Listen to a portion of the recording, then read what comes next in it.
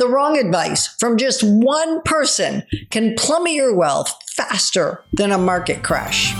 Moving forward with the Dekker team. Moving forward together with the Dekker team. We are honored to welcome you to another episode of Life's Inside Track. I'm Yetta Dekker. And I'm Ken Dekker. And it's where we get to share thoughts, tips, techniques, tools, and some truths that we all need, we all deserve. You, I, everyone. So we can turn our house into home, our families thrive, and we build wealth wisely through real estate.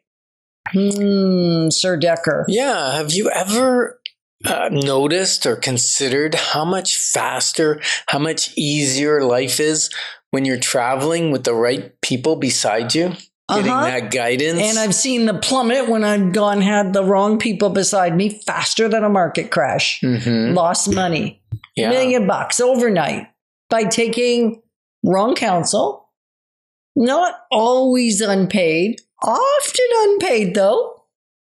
Free advice is easy to get.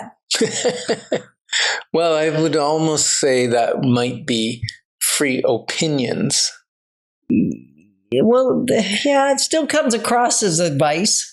I understand. So I think what we want to chat about right now is like, who is beside you? Who are you choosing to let journey with you on your wealth building journey or any other journey for that matter? If you're seeking, I can remember doing this. I'm going to touch on relationship for a minute. Here we go. I can remember seeking high level, important coaching from a business coach who talked to us about relationship. She was doing lots of relationship stuff mixed in.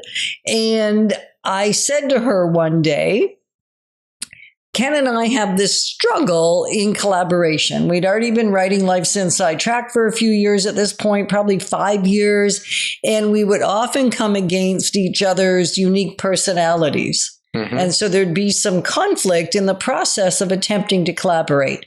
Your idea of collaboration is not my idea. My idea of collaboration is not suit you. And she said, well, if you haven't been able to figure it out in 35 years, probably at that point or thereabouts, you never will. If he hasn't changed in 35 years, just scrap the thought. Well, that sounded kind of like, and I was paying for the advice. It sounded like good advice, but it was actually horrible advice because she was on husband number 3. Not that that is in and of itself what I'm judging. The challenge is she had no relationship other than, I don't even think her kids were that old yet. So 0 relationships because she wasn't in a relationship with her parents. So 0 relationships that I could think of that had existed as long as ours had. So really, was I seeking good counsel from the right person? The answer is no, because we have found a way to make it work. You were seeking good counsel just from the wrong person. Right. And the same thing if you're talking real estate.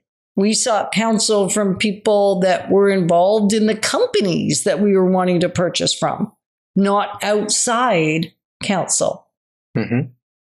Right? Paying for expertise outside of the organization that was wanting to have our money would have been a smart choice. Yeah.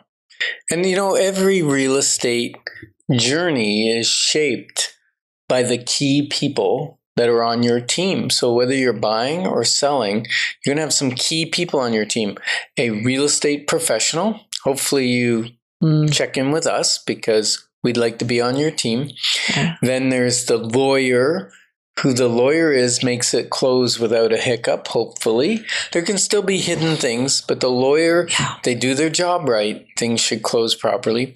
And people go, well, the lawyer doesn't really do anything. They don't do a lot of specific details, but things like title search, things like title insurance, things about being prompt in doing the searches on your behalf that need to happen mean they can work around potential issues quicker, sooner, faster, which saves you a pile of money. And then we have some lawyers that we've worked with in the past, usually those that are brought to us that we don't know already, that are not conflict adverse, but eager for conflict and eager to, in a way, do the right thing, but not really, because the right thing is help it to close and for things to navigate, not necessarily stand for just a point for the sake of standing for a point. Yes. And I believe that it's important to recognize that the lawyer you pick, you want to make sure they do real estate law frequently. A lot frequently. It's not like they do, family law over here and then you know them and so they go, okay, I'll do your real estate transaction and I only do like 2 a year. That's not the real estate transaction lawyer you want. They do things like review the status certificate. And if they don't do a good job with that, that can cost you thousands of dollars. The one recently, it was like 70,000. Not just thousands, tens of thousands. Like big money, the better part of $100K. Wasn't our client, but it was a real estate lawyer that didn't adequately, or the client maybe wasn't open to hearing. You can go back and listen to some shows we did on that. That's another whole we don't know the whole story behind that, whether it was the lawyer or the buyer who refused to accept the lawyer's counsel. We don't know. But the point is, you're working as a team and you need to trust that professional and what they say about the different documents. Another one was your mortgage broker is part of your, your financing, whether it's a bank. Or whether it's an individual. Could be private lends, could be C, could be B, could be A lenders. It's really just making sure. I think the big word always here is trust. And we have done lots of shows and segments and episodes on Life's Inside Track talking about not only their professional savviness, but their personal savviness with the very thing that they're navigating, their personal experience with what they're navigating. Have they ever had a mortgage of their own? It does change how they come at it and the counsel they give. For sure. Your inspector, your home inspector, building inspector, we may need other levels of inspections for structural or furnaces and things like that. Foundation. Yeah, foundation issues. And an interesting thing I just touch on building inspectors real quick, and that is you want somebody that's a realist, and not necessarily somebody that's an alarmist.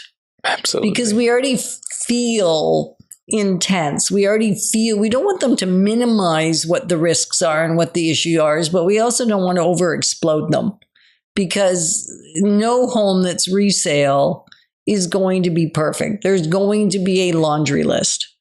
So it's a understanding of what the deficiencies are and what the mitigations are or the remedies to get the stuff fixed. And to get things fixed, you generally need contractors.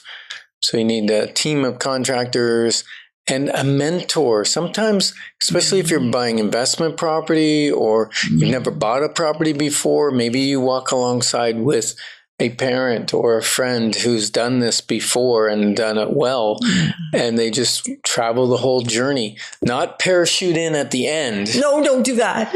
But walk with you along the journey. So if the people around you influence your results this much, let's explore leveraging relationships and how we can multiply your success in real estate and in life.